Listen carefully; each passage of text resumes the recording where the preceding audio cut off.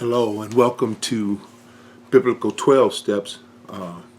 This is a video ministry of Once Wayward Brethren Ministries, and today we are going to be talking about step one. Before we do that, though, let's take care of the housekeeping. You can reach Once Wayward at area code 414. The number is 9825604. Again, that's area code 414. The number is 9825604. In the event that you would like to share this, by all means, please do. You'll find this videotape in several different places. You'll find it on my personal webpage, of course, because I will be posting it later. But you can find it also on the Once Wayward Brethren Ministries Facebook page, and also on the Once Wayward Brethren or Once Wayward YouTube page. To find it on the Once Wayward Brethren Facebook page, Ministries Facebook page, all you need to do is to type Once Wayward Brethren in Facebook search, and it will bring you up to the page. And then, of course, all you'll need to do is scroll through it in order to find the videos that are out there.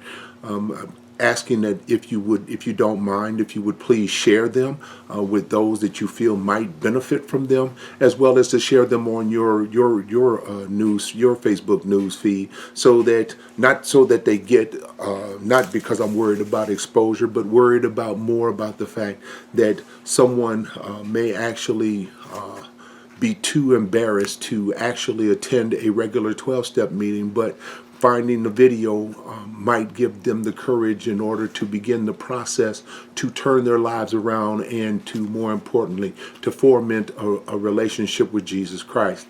By that same token, if you would, on the YouTube, if you would just type in Once Wayward and then hit search, you'll then see a big brown O. Once you click on that, you will find all of the videos that we have ever done, and of course, the Biblical 12 Steps will be out there as they are produced. Again, you can reach us at area code 414. The number is 9825604, and we are slowly, also one last item, we are also slowly but surely working on a web page, and that's the number onewaybrethren.org, and you can find us out there. And again, down on the bottom of the page, you can click either Facebook or either the Facebook or the YouTube icons and get out to the videos. But again, I'm encouraging you to share them when and wherever you can, so that because we all know someone who is suffering from addiction of some sort or some kind, who might benefit from this, and it may be a more subtle way of being able to get to them and to get through to them, rather than just condemning them outright for whatever it is that they happen to be doing. Again, today we're going to be talking about step one. And for those of you that did not see the introduction, my name is Robert A., and we'll get right to it. Step one, we admitted that we were powerless over our addiction and that our lives had become unmanageable. This particular step is the foundational piece for everything that happens with the 12-step program. But again, as I said before, we're going to put a biblical twist on it, because of the fact that I am a firm believer that any and everything that comes under the sun can be found in Scripture, whether it be an outright declaration concerning that particular subject matter, or something that you have to give some thought to, or that is inferred by Scripture that would require just a little extra thought on your part, and a little extra prayer on your part, and a little extra getting to the Holy Spirit in order for you to understand the concept, the precept, or the commandment of God as far as what is going on in your life. Speaking about all of that, again, the very first part of this thing is, again, that we admitted that we are powerless over our addiction and that our lives had become unmanageable. Well, the first part of this, I want to talk about the unmanageability, because of the fact, I'm just want to do it a little bit backwards, because of the fact that we need to talk about and to give people an opportunity to understand what it is that goes on.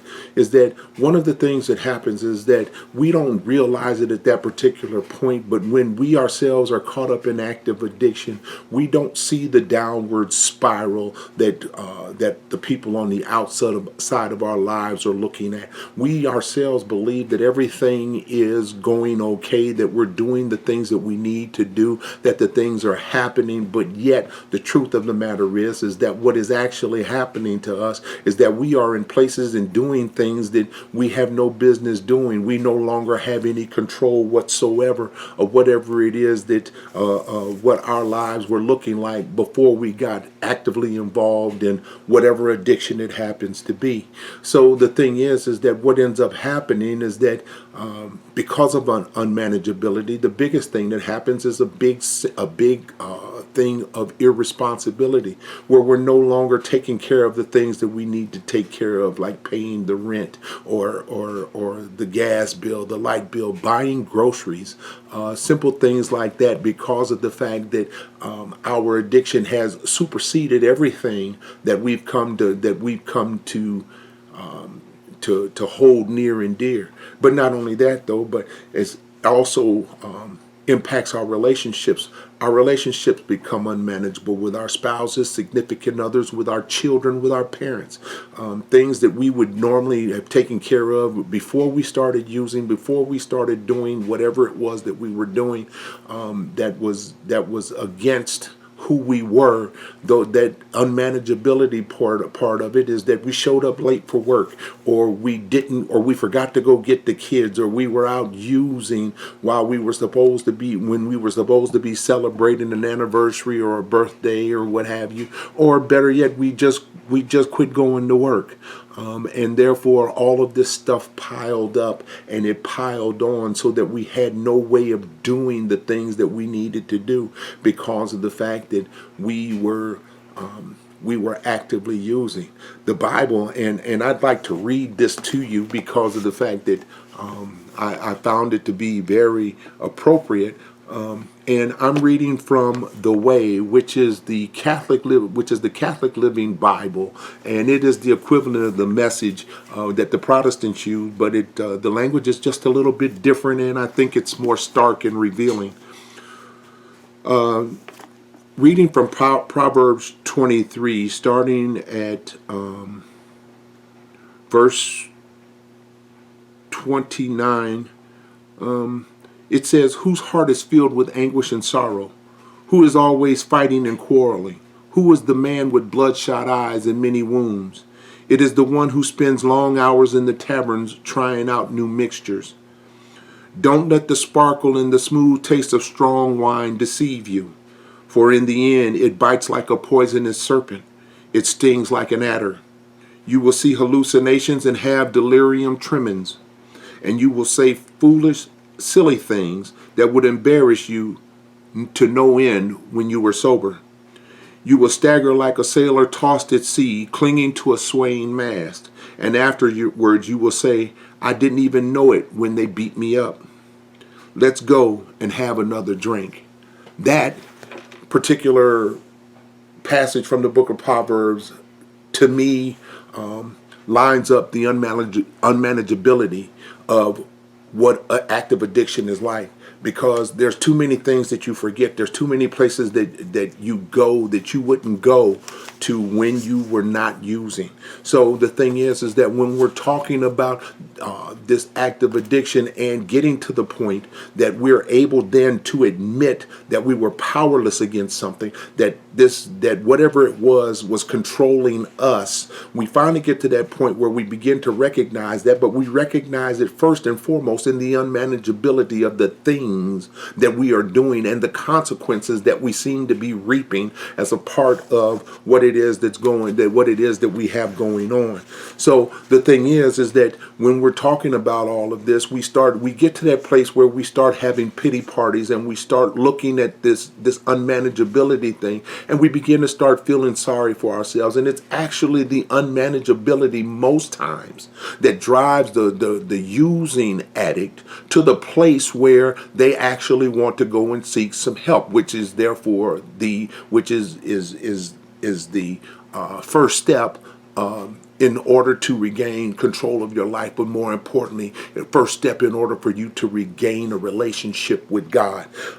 Psalm 38 and 34 puts it this way: For my iniquities have gone over my head like a heavy burden. They are too heavy for me. My wounds stink and fester because of my foolishness. I am utterly bowed down and prostrate. All the day I go about mourning, for my sides are filled with burning, and there is no soundness in my flesh.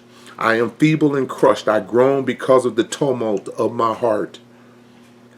O Lord, all my longing is before you. My sighing is not hidden from you.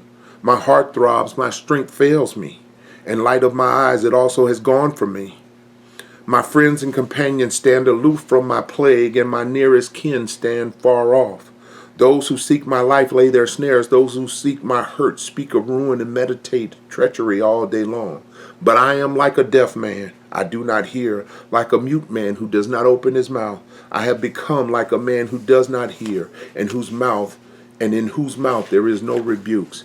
So, in other words, what that particular psalm says to me, as far as the unmanageability and the fact that I'm beginning to understand and to admit to myself that there's some things that are going on inside of me that I no longer have any control of. I don't have any control over the relationships that I have, the relationships and the bridges that I'm burning in my active addiction. I have no idea what it is that I'm doing to people, because of the fact that the biggest thing for me is that I'm trying to get rid of whatever it is that happens to be bothering me. Many of us, when we first started using, we did things, we justified our using in various ways. We used in order to relax. We used in order to gain release from the pressures of the day, or we used in order to ease the pain. Like, for instance, I do know of some folks that actually began their alcoholic lifestyle based on the loss of a parent.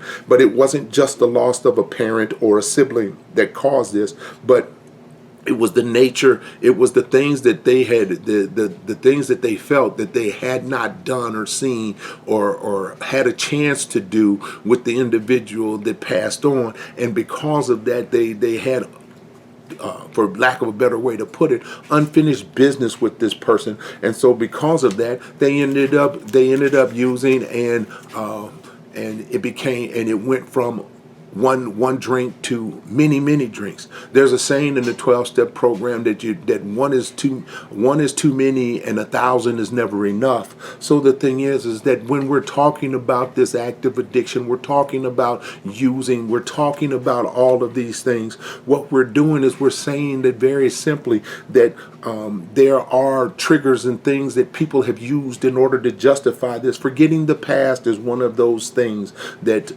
people do, that people use for, because of the fact that they're trying to get beyond what it is that they're trying to do. So because of that, we continue to go and look, and we continue to try to figure out what it is that's going on. And because of that, when we get to the point where we start beginning to look at the unmanageability of our lives, then comes the biggest thing, the admission of being powerless against this thing, this feeling, these things that go on, because active addiction is physical, mental, and spiritual. And for most of us, the worst part of it is the spirituality piece. And that's why I've been in my using, I've been able, being restored from using, that God has allowed me an opportunity to use the spiritual principles that I find in the Bible. Just a brief aside, when I started out trying to go to 12-step meetings, but for me something was missing.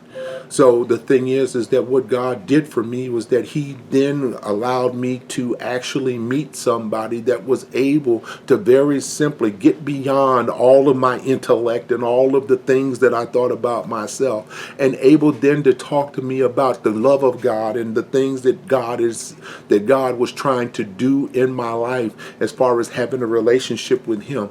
That's what this particular video is about. So we're still talking about this first step, and admitting that we were powerless. Admitting that we are powerless says that we are surrendering, because powerless means that we lack the power to act, and it implies helplessness, because truthfully in our active addiction, our thinking is so messed up that we continue to think that regardless of the misery, that whatever our substance of choice is, whatever the misery that is, that the only way that we're ever going to feel better is if we go back and use again. So that powerlessness says that I don't have the power to be able to get rid of this on my own. And it says that my attempts, my feeble attempts, are ineffective at doing what it is that I need to do in order to get to that place where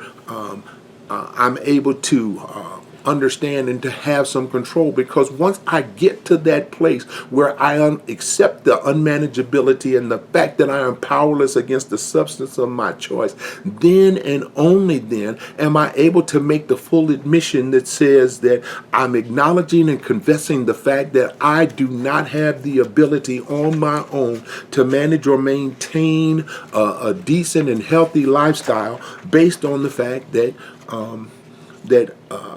my addiction is controlling me. And I'm at that place now where I'm about ready to I'm saying to myself, because it's only when you come to the end and understand that you have been defeated, that you have the ability to then look to someplace else in order to get what it is that you need. For some people, that is the fellowship of the 12 steps, where they're able to sit around with other people who are recovering from some sort of addiction and to talk about what it is that's going on.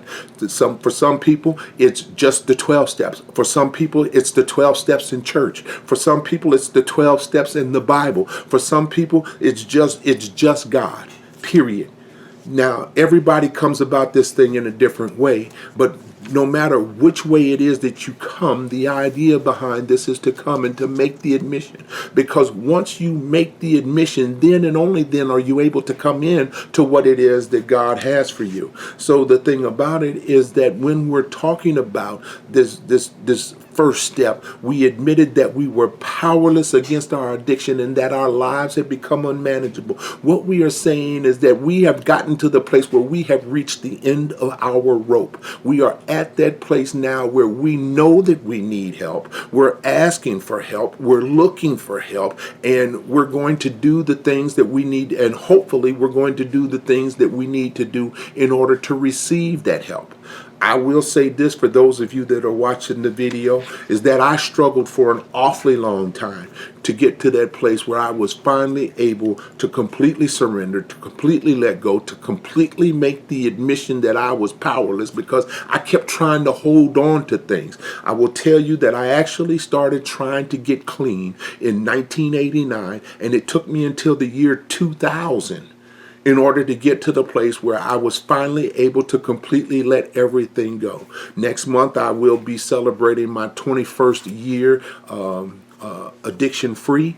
Not addiction free, but without using or without falling and relying upon my addiction, because the bottom line is that I, like everybody else, am totally capable of going backwards. And I want to leave you with this last thought, and it comes from the book of Romans, the 7th chapter, starting at verse 18. And it reads, and I'm reading from the ESV. I'm reading from the ESV. I believe from the New Living Translation. I do not understand what I do. This is Romans chapter 7, verse 15. I do not understand what I do. For what I want to do, I do not do. But what I hate, I do. And if I do what I do not want to do, I agree that the law is good. As it is no longer I myself who do it, but it is sin living in me. For I know that good itself does not dwell in me, that is, in my sinful nature. For I have the desire to do what is good, but I cannot carry it out. For I do not do the good I want to do, but the evil I do not want to do, this I keep on doing. Now, if I do what I do not want to do, it is no longer I who do it, but it is sin living in me that does it. So I find this law at work. Although I want to do good, evil is right there with me. For in my inner being, I delight in God's law. But I see another law at work in me, waging war against the law of my mind and making me a prisoner of the law of sin at work within me. Paul, in someplace else in that same gospel, says, "O wretched man that I am." There are some things that are inside of me that only God can fix. There's some things inside of me that only God can heal. There's some things that I've allowed to go on in my life, and some things that you have quite obviously allowed to go on in your life if you are battling with the as human beings put it, the disease of addiction. I just call it addiction. If you are battling with addiction in any way, shape, or form, the first thing that we have to do is we have to admit to ourselves that our lives are unmanageable and that we are powerless in and of ourselves to make the necessary changes in order to get from point A to point B. That our lives are faulted, that if we can, and understanding and admitting that if we continue down this particular road, that our lives are going to fall completely apart. Because here's the thing, and here's the catch-all in all of this, is that what ends up happening in our active addiction is that we are hurtling one substance at a time towards an earlier death than the one that God had actually planned for us. There are things that we can do, and those things that we can do, we need to do. And the first thing that we ought to do is to look inside of ourselves and see those places where we've been irresponsible, where we've lost all manageability, and admit that we are powerless to manage our lives the right way because we have completely given ourselves over to whatever our substance of choice is. But the thing about it is that the God that we serve has the ability to fix all of these things. The God that we serve, the God that we look to, is able to fix us and to heal us. The biggest part of this thing, this admission step, is admitting and surrendering. And once we surrender and know that our lives are unmanageable, that we are powerless to fix them, and we have admitted that we are surrendering, what ends up happening is that we then have the ability to allow room for our God to come in and to do the things that need to be done in order to get us to the place that He would have us to go. I will say this last thing about surrender. The thing about surrender is that when we surrender, we put our hands up. We put our hands up and we show that we have nothing in them, that we have nothing to hide. We say that we have given up. And at this particular point, in this particular step, we have to admit that we have given up because every remedy that we have tried has failed. May God bless and keep you, and we'll talk to you later.